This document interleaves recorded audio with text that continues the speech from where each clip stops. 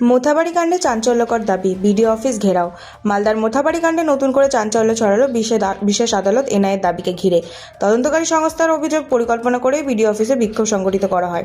শুধু তাই নয়, অফিস থেকে বেরোনোর সময় রাস্তা বন্ধ করে দেওয়া হয়, ফলে কার্যত অবরুদ্ধ হয়ে পড়েন ভেতরে থাকা আধিকারিক ও কর্মীরা।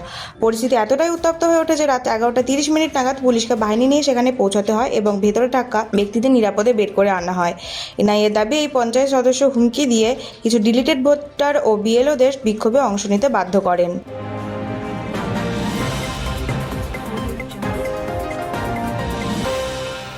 রাজ্যে ফের অমিত শাহের প্রচার। আজ আবারও রাজ্যের ভোট প্রচারে নামবেন কেন্দ্রীয় স্বরাষ্ট্রমন্ত্রী অমিত শাহ।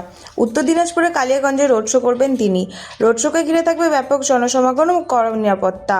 এরপর দক্ষিণ দিনাজপুরের গঙ্গারামপুরে জনসভায় বক্তব্য রাখবেন শাহ। পাশাপাশি মালদার মানিকচক ও গাজলে একাধিক জনসভার করার কথা রয়েছে তার। ভোটের মুখে রাজ্যের বিভিন্ন জেলায় ধারাবাহিক কর্মসূচির মাধ্যমে সংগঠনকে আরও মজবুত করার জন্য বার্তা দিচ্ছে বিজেপি।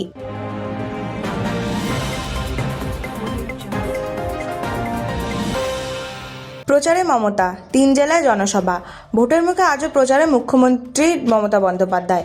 একদিকে পরপর 3 জেলায় 3টি জনসভা করবেন তিনি। প্রচারের শুরু পশ্চিম মেদিনীপুরের পিংলা থেকে। এরপর বিরোধী দলনেতার জেলা পূর্ব মেদিনীপুরে তমলুকে সভা করে রাজনৈতিক বার্তা দেবেন মমতা। দিন শেষে হাওড়ার ডোমজুড়ে নির্বাচনী জনসভায় যোগ দেওয়ার কথা রয়েছে তার।